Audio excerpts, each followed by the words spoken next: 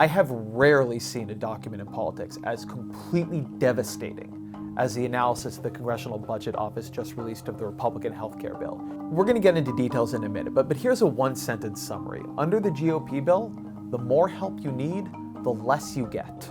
It would make more people uninsured than live in New York State. And those raw numbers, those headline numbers, they actually obscure how cruel the underlying policy is. It is particularly bad for the old and the sick and the poor. It is particularly good for the rich and the young and the healthy. And understand why. You have to go into the specifics of what the bill does. So here's how it works. The bill guts Medicaid. It cuts the value of Obamacare's insurance subsidies in half. And it lets insurance companies charge older Americans 500% more than they charge younger Americans. Then it takes the subsidies that are left and it reworks them to be worth less to the poor and less to the old.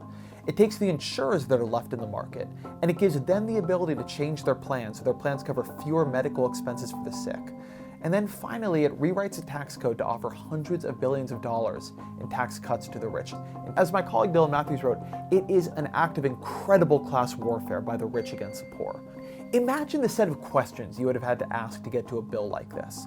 Who was sitting back and saying, what American healthcare needs is more uninsured people, coverage that does not cover as much, coverage that has higher deductibles, more power for insurers to charge old people more money than young people, and finally, hundreds of billions of dollars in tax cuts for the rich. Is that the populism Donald Trump ran on? Is that what any Republican has seen in polls, even of their own voters? Because I have looked at those polls, and even Republican voters, they actually want better health care that is more affordable to them, and that actually does cover them when they get sick. The result of all this isn't just 24 million fewer people with insurance. Of the people left with insurance, the pool is tilted towards younger, healthier people who needed help less, because many of the older, poorer, sicker people who needed help the most have been driven out of the market. They don't have insurance they can actually afford. Example that keeps getting me, a 64-year-old making $26,500, somebody who very well might have voted for Donald Trump, would see his premiums rise by 750%. And now that 64-year-old gone, no insurance, but because he's gone, the pool's a little bit younger, and so premiums for the young people left are a little bit cheaper. That is the context that is required to read Speaker Paul Ryan's response to the report. He tweeted, and this was the most amazing part of the whole thing to me. He tweeted, CBO report confirms it. American Health Care Act will lower premiums and improve access to quality, affordable care. Let's break that down. So according to the Congressional Budget Office, those lower premiums Ryan is celebrating, and those premiums, to be sure, they're only 10% lower after 10 years, and that's after they rise initially. Those lower premiums, the reason you get them, his bill drove older people out of the market. It let insurers offer plans that covered fewer medical expenses and required more out-of-pocket spending.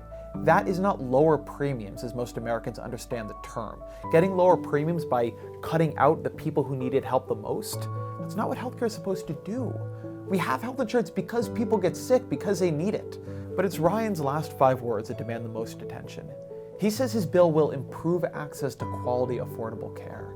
I am trying to find a way to read that statement generously. Ryan is not arguing with the CBO score here. This is what I can't believe. He is not saying the CBO is wrong and more people will be covered under his bill. He is saying the CBO is right. Its analysis proves his bill will improve access to quality, affordable care. He is saying that a bill that throws 24 million people off insurance is a bill that improves access to quality, affordable care. Look, I am schooled in healthcare policy wonk rhetoric. I know what is being said here. I know that improves access is some kind of dodge, because you can have access to affordable health insurance even if you choose not to buy it. But a bill that makes health insurance too expensive for millions to afford doesn't improve access under any definition of the word. A bill that makes the insurance not worth buying, it doesn't improve access, it doesn't improve choice. And look, maybe I'm overthinking this. Maybe Ryan did not know what his bill would do, and he's now stuck defending it because it's his bill and he sees no other choice. Maybe he's become the this is fine dog, cheerfully explaining away the fire raging around him, a fire he himself has set. But this is not fine. It is not decent, it is not compassionate, and it's not what Republicans promised. It is a betrayal of Donald Trump's vow to protect Medicaid from cuts. It's a betrayal of Donald Trump's vow to pass a healthcare bill that covers everyone with insurance that has lower deductibles and better coverage. It is a betrayal of Paul Ryan's promise to give Americans more choices, because it is only when you can actually afford insurance that you really have the choice of which plan to buy. And it is a betrayal of the older rural voters who put Republicans in power and who will pay the most for health insurance under this proposal. It is hard to imagine the electoral reckoning that would follow the implementation of this law. But that's the thing about setting a fire. You're often the one who gets burned.